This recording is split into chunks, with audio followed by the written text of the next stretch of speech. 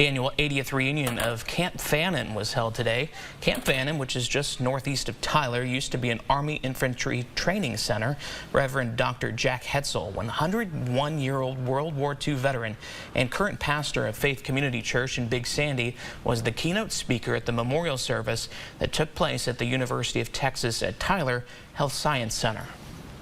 There's no war that is good, but some of them are necessary, and this one I believe was necessary, absolutely necessary, and I'm glad that I served all of that time.